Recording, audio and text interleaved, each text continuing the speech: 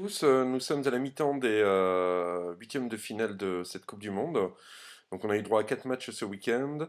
Dans le premier, dans le haut de tableau, l'Uruguay a battu la Corée du Sud 2 buts à 1.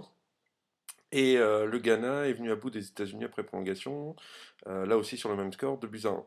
Et puis on se faisait une joie hier dimanche de regarder deux belles affiches. À 16 heures avait lieu Allemagne-Angleterre. Voilà, affiche de légende, que ce soit en Coupe du Monde ou lors des précédents Euros. C'est toujours une affiche énorme, malheureusement entachée d'une grosse faute d'arbitrage. On n'est pas là pour refaire le match, hein, mais l'Allemagne menait 2-0, l'Angleterre venait de réduire le score. Et à ce moment-là, une frappe anglaise est venue percuter la barre transversale. Et on n'a pas eu besoin de 36 ralentis pour voir que le ballon avait bel et bien franchi la ligne.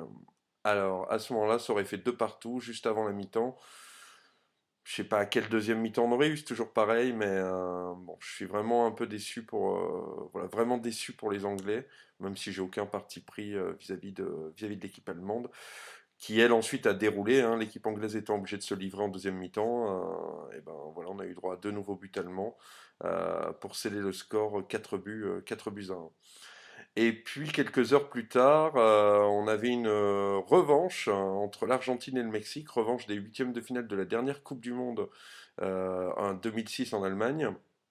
Et là, l'erreur d'arbitrage est venue dès le premier but, puisque Carlos Tevez est largement en position de hors-jeu lorsqu'il ouvre le score pour l'Argentine. Le problème, c'est que le but a été diffusé sur les écrans géants du stade et que l'arbitre et ses assistants ont vu qu'ils avaient fait une erreur. Le problème, la vidéo étant interdite par la FIFA, le recours à la vidéo étant interdit, on a eu droit à une situation cocasse, c'est-à-dire que l'arbitre s'est rendu compte qu'il avait fait une erreur, mais il ne pouvait l'annuler.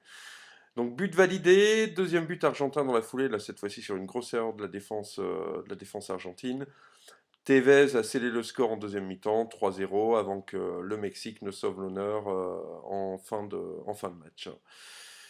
Donc voilà, deux gros matchs, deux grosses affiches, deux grosses erreurs d'arbitrage et le débat qui va ressortir une fois de plus sur la vidéo.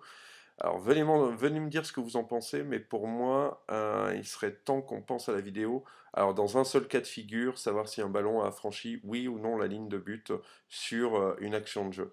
Euh, voilà, un système de Hawkeye, un peu comme au tennis, où chaque équipe aurait droit à trois challenges, c'est-à-dire demander trois fois le recours à la vidéo pour constater si oui ou non un ballon aurait franchi la ligne de but.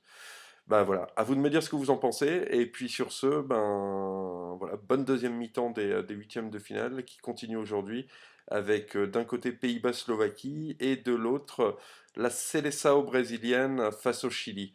Allez, bon début de semaine et à bientôt, salut!